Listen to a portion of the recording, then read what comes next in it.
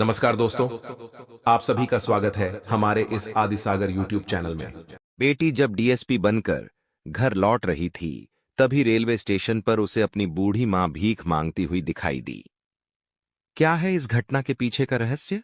रेखा नाम की एक गांव की लड़की, जिसने अपने गांव के छोटे लोगों की छोटी सोच को मात देकर अपने सपनों को पूरा किया और शहर जाकर एक बड़ी डीएसपी ऑफिसर बनी। लेकिन समय था अब पुनः अपने घर जाकर अपने माँ बाप को सबके सामने सम्मानित देखने का, सबके सामने उनका सीना गर्व से चौड़ा करने का। इसीलिए रेखा ट्रेन के माध्यम से अपने गांव जा रही थी। उसके मन में यही ख्याल चल रहे थे कि जब मैं गांव जाऊंगी तो मुझे वर्दी में देखकर मेरे माता पिता कितने खुश होंगे। गांव का वो सरपंच जिसने धोखे से मेरे पिता की जमीन हड़प ली, उसका चेहरा तो देखने लायक होगा। सब लोग मेरे माता पिता का सम्मान करेंगे। उसके मन में बस यही बातें चल रही थीं। और जब अपने ट्रेन का सफर पूरा करके रेखा रेलवे स्टेशन पर उतरी तो वो बहुत खुश थी। तभी उसे सामने एक बूढ़ी औरत भीख मांगते हुए दिखाई दी, जिसकी हालत बहुत खराब थी। कपड़े फटे हुए थे, आंखों में आंसू आ रहे थे। उसके हाथ में कुछ सिक्के थे जो उसे भीख मिली थी। वो उसे देख देख कर गिनते जा रही थी। तभी रेखा को कुछ अजीब सा लगा। उस गरीब भिखारी औरत के पास जाकर रेखा ने उससे पूछा, माँ जी, आप कौन हो, यहां क्या कर रहे हो? जब उसने अपना सर उठाकर रेखा की ओर देखा तो फूट फूट कर रोने लगी, क्योंकि वह औरत कोई और नहीं बल्कि रेखा की मां थी। वही मां जिससे मिलने के लिए रेखा डीएसपी बनकर अपने गांव जा रही थी। लेकिन ऐसी क्या स्थिति आ गई जिसकी वजह से रेखा की मां को रेलवे स्टेशन पर भीख मांगनी पड़ रही थी? आखिर रेखा के पिताजी कहां थे? ये गुत्थी बहुत रहस्यमयी थी। अगर आप भी यह सच्चाई जानना चाहते हैं कि आखिर ऐसी क्या घटना हुई जिसके कारण रेखा की मां को इस तरह रेलवे स्टेशन पर भीख मांगने पड़ी, और रेखा के पिताजी कहां हैं, कुछ ही समय में रेखा के सारे अरमान टूट गए। इस तरह से अपनी मां को देखकर उसे कुछ भी समझ नहीं आ रहा था। लेकिन सच्चाई रेखा की कल्पना से बहुत अलग थी। इस घटना की शुरुआत होती है बिहार के एक छोटे से गांव से। यहां पर रहने वाले सुरेश और रीना गांव के छोटी जाति के लोग थे, जिस वजह से अक्सर उन्हें गांव के मंदिरों में प्रवेश नहीं दिया जाता था। जब भी कोई गांव का पटेल या बड़ा सरपंच गांव में कोई भी प्रोग्राम रखता था तो इन छोटी जाति वाले लोगों को बुलाकर वे लोग दान पुण्य दिया करते थे, लेकिन इन्हें हाथ तक लगाने में कतराते थे। उनका ऐसा मानना था इन्हें छूने से उनकी पवित्रता खत्म हो जाएगी। तब सुरेश और रीना की 8 साल की बच्ची रेखा हमेशा अपने माता पिता से यही सवाल करती थी कि पिताजी, अगर हम छोटी जाति के हैं तो इसमें हमारी क्या गलती है? आखिर ये लोग हमें मंदिर क्यों नहीं जाने देते? आखिर ये लोग हमारे साथ छुआछूत क्यों करते हैं? हर समय हमारे साथ अन्याय किया जाता है। हमारी बिरादरी के लोगों को मारा जाता है, कभी कभी उन पर झूठा इल्जाम लगाकर उन्हें फंसा दिया जाता है। भगवान तो सबके होते हैं। भगवान की नजरों में कोई जात या भेदभाव नहीं होता। तो ये लोग हमारे साथ ऐसा क्यों करते हैं? रेखा के पिताजी ने उसे कहा कि बेटा, तुम अभी छोटी हो। जब जब तुम बड़ी हो जाओगी तो तुम्हें इस समाज की असलियत पता चलेगी। यहां पर छोटे लोगों का इस्तेमाल किया जाता है। आज भले ही हम छूट जाति के हैं, लेकिन अगर हमारे पास बहुत सारा पैसा होता तो लोग हमें हमारी जाति से नहीं, हमारे पैसों, हमारे औहदे से ध्यान रखते और हमें सब तरफ सम्मान मिलता।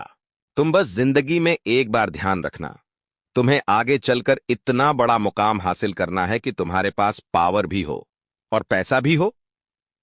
रेखा सुनील और रीना की इकलौती बेटी थी। वे उससे बहुत प्यार करते थे। वे दोनों उससे इतना प्यार करते थे कि उन्होंने फैसला किया था कि अब रेखा के बाद वो कोई और संतान नहीं करेंगे, क्योंकि रेखा में ही वो अपना पूरा जीवन देखना चाहते थे। उन्हें अपनी बेटी से बहुत उम्मीदें थीं। वो उसे पढ़ा लिखाकर बड़ा ऑफिसर बनाना चाहते थे। लेकिन विद्यालय में भी रेखा के साथ बहुत भेदभाव किया जाता था। कई बार जब बड़े स्कूल में अपनी बेटी को पढ़ाने की बात आती थी तो लोगों का कहना था कि ये छोटी जाति की बच्ची है, इसे गांव के सरकारी स्कूल में पढ़ाओ, इसे बड़े स्कूल में पढ़ाने की कोई जरूरत नहीं है।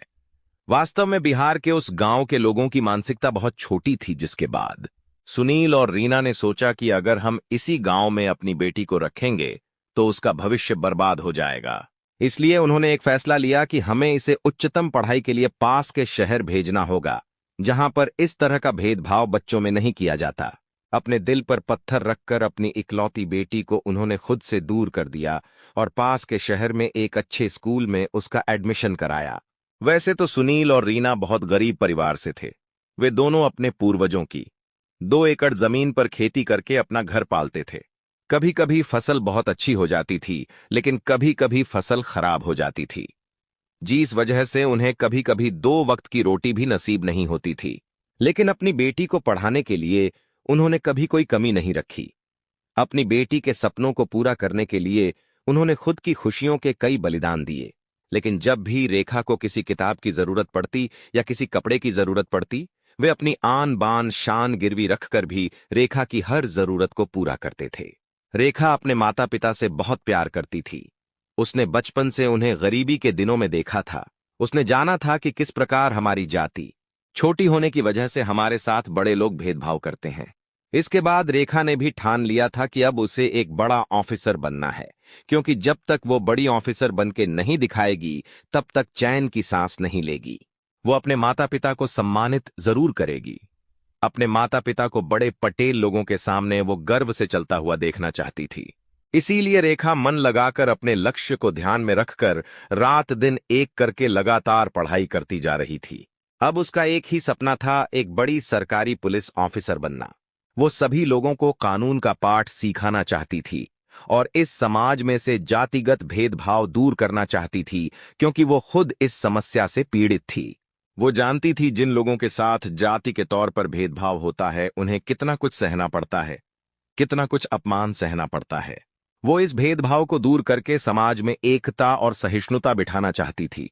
जिसके बाद वो रात दिन एक करके पढ़ाई करने लगी। 12वीं तक की परीक्षा पास के ही शहर में हुई और हर कक्षा में वो अव्वल आई और अपने माता पिता का नाम रोशन किया। गांव के छोटी सोच वाले लोग रेखा के पिता को हर वक्त ताने मारा करते थे कि इतनी छोटी बच्ची को तुमने खुद से जुदा कर दिया और पास के शहर में भेज दिया। देख लेना, बहुत जल्दी वो बिगड़ जाएगी, अपने मनपसंद लड़के से शादी कर लेगी और तुम्हें पता भी नहीं चलेगा, तुम्हें बिना बताए कहीं और भाग जाएगी। अभी भी समय है, उसे वापस घर बुला लो। लेकिन सुरेश और रीना को अपनी बेटी पर विश्वास था। उन्हें भरोसा था कि वो जिंदगी में उनके सपनों को जरूर पूरा करके दिखाएगी। इसके लिए वो जी जान लगाकर मेहनत कर रहे थे। जब रेखा ने 12वीं कक्षा को बहुत अच्छे नंबरों से पास किया तो उसने अपना पहला कॉल अपने पिता को लगाया और उनसे कहा कि मैं 12वीं कक्षा में प्रदेश में काफी अच्छे नंबर लाई हूं, जिसके लिए मुझे मुख्यमंत्री द्वारा सम्मानित भी किया जाएगा। यह बात जब गांव में फैली तो सभी की बोलती बंद हो गई। सुरेश और रैना अपनी बेटी के इस कारनामे से बहुत खुश थे। उन्हें मन में विश्वास था कि वह आगे भी बहुत बड़े मुकाम को हासिल करेगी। तभी रेखा ने अपने पिता से कहा कि वह आगे कॉलेज की पढ़ाई के साथ यूपीएससी की तैयारी करना चाहती है। उसने अपने पिता सुरेश को यूपीएससी के बारे में समझाया, किस प्रकार यह परीक्षा कितनी कठिन होती है। इसे पास करने के लिए, इसमें अव्वल आने के लिए उसे दिल्ली जाना पड़ेगा और दिल्ली में अच्छे कोचिंग संस्थान में इसकी तैयारी करनी पड़ेगी।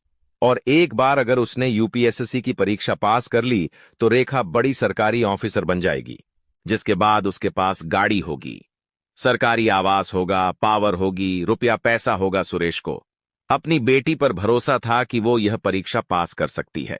लेकिन कोचिंग संस्थान के लिए साल भर की फीस 2.5 लाख थी। एक गरीब किसान के लिए इतनी बड़ी राशि इकट्ठा करना यह बहुत बड़ी चुनौती का काम था। रेखा ने अपने पिता से कहा कि पिताजी, अगर आपके पास पैसे नहीं हैं तो चिंता मत करो, मैं इसी शहर में कैसे भी तैयारी कर लूंगी। एक बेटी तो अपने बाप को सहयोग दे रही थी, लेकिन सुरेश जी मन ही मन सोच रहे थे कि उनकी बेटी के प्रति उनका भी कुछ कर्तव्य है। अगर आज मैंने पैसों की व्यवस्था नहीं करी तो उसके सपने अधूरे भी रह सकते हैं, और एक बार मेरी बेटी सरकारी अधिकारी बन गई तो ये सारा कर्जा यूं ही निपट जाएगा। जिसके बाद सुरेश और रीना ने एक योजना बनाई। उन्होंने अपने घर के सारे कीमती जेवर बैंक में गिरवी रखे और बदले में 3 लाख का लोन ले लिया। उन जेवरों की कीमत मात्र 1 लाख का हक 1 लाख थी, लेकिन फिर भी उनका लोन पास हो गया और वह 3 लाख जो लोन से आए थे वह ऐसे के ऐसे उन्होंने रेखा को पहुंचा दिए और कहा, बेटी अब तुम खर्चे की चिंता मत करना, तुम बस मन लगाकर यूपीएससी की पढ़ाई करना। हम यह पूरी मेहनत कर रहे हैं, जब तुम अपनी परीक्षा में सफल हो जाओगी तो हमारे सारे प्रयास सफल हो जाएंगे।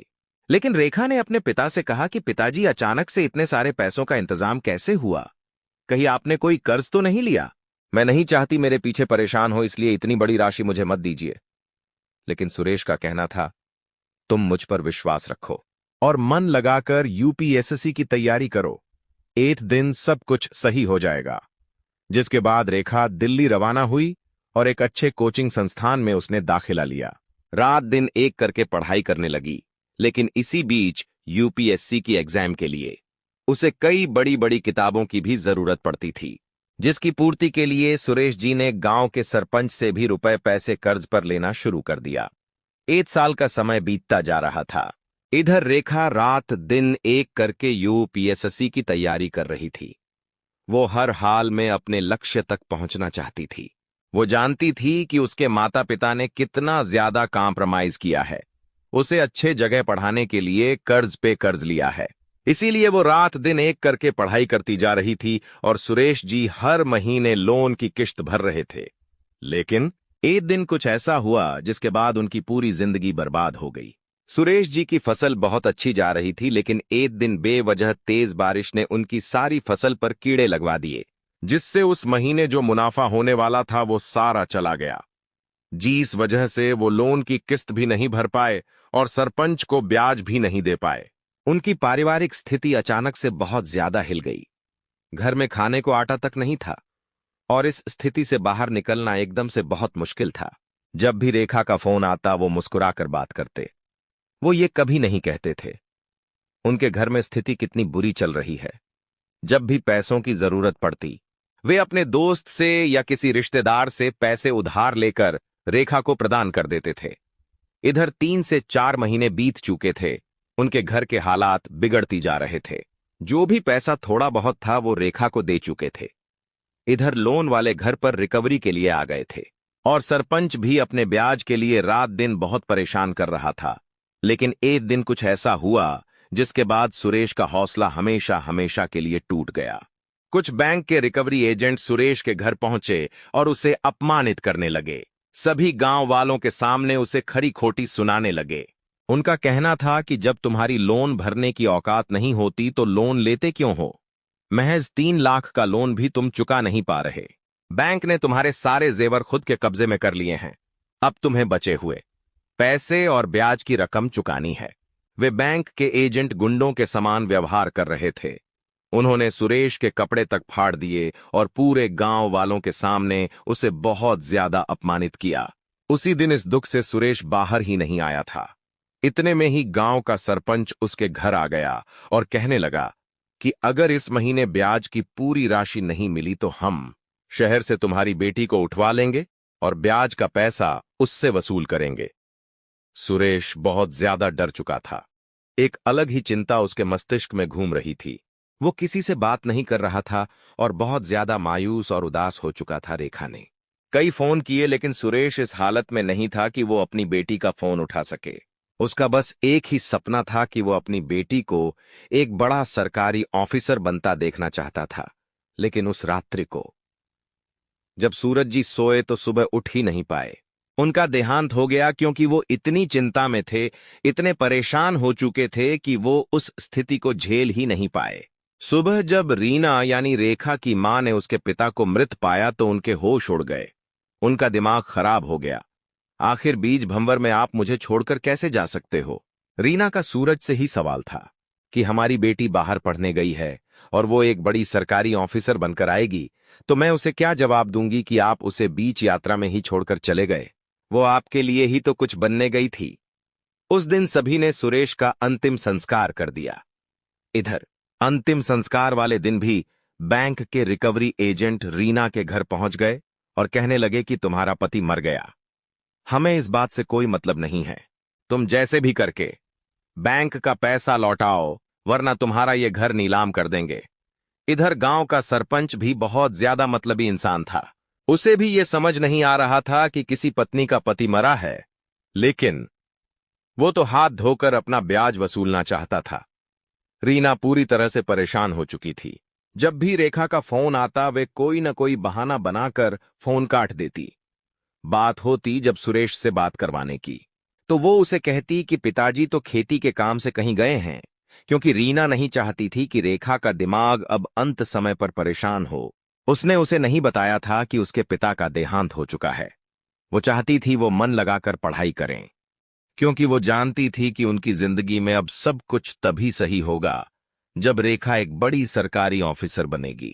लेकिन समय के साथ अब हालात बदतर होते जा रहे थे। बैंक वालों ने जमा पूंजी हासिल करने के लिए उनके घर को नीलाम कर दिया। सरपंच भी बहुत गुस्से में था क्योंकि उन्होंने उसका ब्याज नहीं लौटाया था। तो सरपंच ने उसकी मां को आदेश दिया कि अब तुम्हें इस गांव में रहने का कोई अधिकार नहीं है, तुम तुरंत इस गांव से बाहर निकल जाओ। अकेली औरत के ऊपर मुसीबत का पहाड़ टूटा था। हर तरफ से वो परेशान हो चुकी थी। 1 से 2 सप्ताह बीत चुके थे। अब उनके पास मोबाइल फोन भी नहीं था। रीना दर दर की ठोकरें खा रही थी, लेकिन उसे एक बात पता थी कि जब भी मेरी बेटी एक बड़ी सरकारी ऑफिसर बनेगी तो मुझसे मिलने गांव जरूर आएगी। इसीलिए वो नजदीकी शहर के रेलवे स्टेशन पर ही अपनी बेटी का इंतजार किया करती थी। लेकिन रीना के पास कोई काम धंधा नहीं था और खाने के लिए कोई पैसे नहीं थे, जिसके बाद मजबूरी में उसने भीख मांगना शुरू कर दिया। रेखा की बूढ़ी मां उसी रेलवे स्टेशन पर भीख मांग रही थी और भीख के जो पैसे होते थे उसी से वो अपना पेट भरती थी। इधर रेखा यूपीएससी के एग्जाम देने जा रही थी, लेकिन उस दिन भी वो अपने माता पिता से बात नहीं कर पाई। लेकिन मन में पूरा हौसला था कि वो कुछ करके दिखाएगी और उसके सब्र का वही फल निकल कर आया। उस दिन उसका पेपर बहुत अच्छा गया। जब रिजल्ट आया तो पूरे देश भर में रेखा ने बहुत अच्छी रैंक हासिल करी। गरीबी का उसे बहुत ज्यादा अनुभव था, इसलिए उसने अपना इंटरव्यू बहुत अच्छे से दिया। अपनी योग्यता और रैंक के आधार पर उसे डीएसपी का पद सौंपा गया। जब वो डीएसपी बन गई तो सबसे पहला कॉल वो अपने पिता को करना चाहती थी, लेकिन दुर्भाग्यवश वो ये नहीं जानती थी कि उसके पिता ये संसार छोड़ चुके हैं। उसने अपनी माता को भी कॉल करने की कोशिश करी, लेकिन किसी का कोई फोन नहीं लग रहा था। अपनी ड्यूटी संभाले 1 से 2 सप्ताह बीत चुके थे। उसे अपने घर वालों की बहुत चिंता सता रही थी। तब उसने 2-3 दिन की छुट्टी लेकर अपने गांव जाकर उनकी खबर लेना उचित समझा और अगले ही दिन अपने गांव के लिए रवाना हो गई। वो बहुत उत्साहित थी, बहुत खुश थी। वो मन ही मन सोच रही थी कि माता पिता कितने खुश होंगे। मेरे शरीर पर वर्दी देखकर गांव के हर इंसान के सामने वो सीना चौड़ा करके घूमेंगे। लेकिन जब वो स्टेशन पर उतरी तो सामने उसने एक बूढ़ी औरत को भीख मांगते हुए देखा, जो अपने सिक्के गिन रही थी और उसी में मग्न थी। रेखा उस औरत के पास गई और जब उस भिखारन औरत ने रेखा की तरफ देखा तो वो फूट फूट कर रोने लगी। उसने उसे गले से लगा लिया। उसकी हालत बहुत खराब थी, इसलिए रेखा उसे पहचान नहीं पा रही थी। लेकिन ही देर में रेखा को समझ आ गया कि ये कोई और नहीं कुछ बल्कि मेरी मां रीना है। लेकिन अपनी मां को इतनी बुरी हालत में देखकर रेखा के रोंगटे खड़े हो गए। उसने अपनी मां के मुख से सारी सच्चाई, यानी कि किस प्रकार महज 3 लाख के लोन की वजह से बैंक वालों ने उसके पिता को इतना अपमानित किया। गांव के सरपंच ने उसे गांव से बाहर निकाल दिया। वो इतनी ज्यादा मांगनी मजबूर हो गई कि आज उसे रेलवे स्टेशन पर भीख पड़ रही है। लेकिन मन में एक आशा थी कि तुम इसी जगह मुझसे मिलोगी, और भगवान ने आज वैसा ही किया। रेखा बहुत परेशान थी। आज उसे पता चला था कि उसके पिता, जिसे वो कुछ करके दिखाना चाहती थी, वो इस दुनिया को छोड़ चुके हैं। वो फूट फूट कर रोने लगी। अपनी माता का हाथ पकड़कर एक सरकारी जीप में बिठाया और गांव में चली गई। जब अपने गांव में सरपंच ने रीना को देखा तो वो भड़क गया, लेकिन दूसरी ओर से वर्दी पहने हुए डीएसपी मैडम बाहर आए और सरपंच को एक जोरदार तमाचा मारा और कहा कि ये मेरी मां है, एक डीएसपी ऑफिसर की मां। वो जहां चाहे वहां रह सकती है, जो चाहे वो कर सकती है। तुम्हें इसे रोकने का कोई अधिकार नहीं है। सबके मुंह बंद हो गए क्योंकि अब रेखा के पास पावर थी। उसने उस बैंक के खिलाफ भी एक्शन लिया जिसकी वजह से उसके पिता का देहांत हुआ था। उसके रिकवरी एजेंट की नौकरी से उन्हें हाथ धोना पड़ा।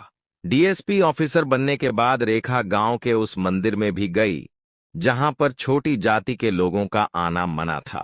आज तो वे लोग मंदिर में रेखा का सम्मान कर रहे थे, लेकिन उसी समय रेखा ने घोषणा करी, इस मंदिर में आज के बाद कोई जातिगत भेदभाव नहीं होगा।